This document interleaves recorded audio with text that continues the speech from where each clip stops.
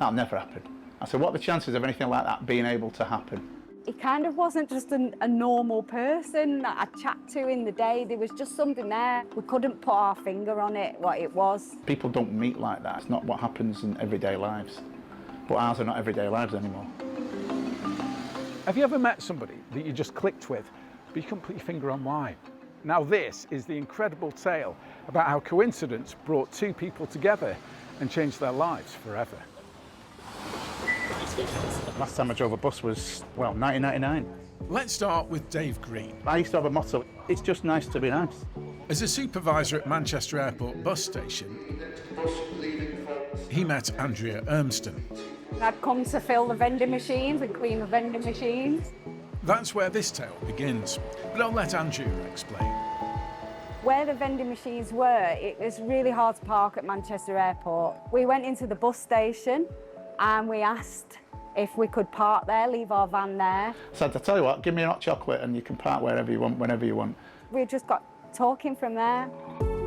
We were just two strangers, and the more discussions we had, the more we realised we had in common. So I like motorbikes, she liked motorbikes. She had a bike when she was a youngster. We were having a chit chat, and I remember putting my arm around her and she said, we're just like brother, sister, me and you, aren't we? I said, yeah, we look quite good together, don't we? I said, we could be brother, sister, me and you. I'd ask him a question, he'd start talking and I'd finish his sentences, which again was quite uncanny really. 20 years ago, September 2007, and fate was about to step in. Me and my ex-partner, we fostered. This particular day I was quite distraught because the foster child had to be returned into care. I called her and said, I'm really down today because the foster child's got to go back into care, and I feel like I've really let him down because I'm adopted. And I was like, I can't believe you've never told me this in 2 years. I said, well, my brother was adopted. His name was Stuart. To which I replied, okay, my name was Stuart when I was adopted, Stuart Proudlove. And I went, that was his name, Stuart Proudlove. She phoned me back a few minutes later and said, I've spoke to my mum and were you born in Wythenshawe, a hospital, on the 24th of March 1966? I said I was. And we were both crying at this point because we knew what was coming. I told my mum, I said, I think I found Stuart for you. And she just didn't know what to say. Called Stuart back, Dave. And I said, it's got to be you, it's got to be you. And I was just shaking and my heart was pounding. I couldn't wait to see him, to give him a big hug. And I did say to him, out of anybody that I know, I would have chose you to be my brother. Dave's mum was 15 when she had him in the 60s. My mum got two choices, give him up for adoption, or her mum, my grandma, would have brought me up as her own. So I would have grown up thinking my grandma was my mum, and my mum was my sister. And that was a bit, that's messed up, that. So I think I was given the best opportunity to have a great life. I was loved to pieces. But what I did find out I was adopted, there was no real sort of urge to find out anything more. How much is the university? £30 on this bus.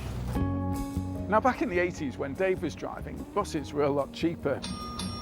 I've done this left turn onto Mainwood Road hundreds of times.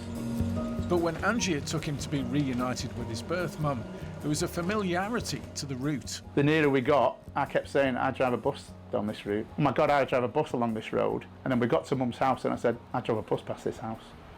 I stood back a bit because I really wanted to see my mum and Dave together because it was just something she'd wanted so much and she just couldn't believe it. It was a surreal moment. It was, and there was lots of tears. And then we just all hugged.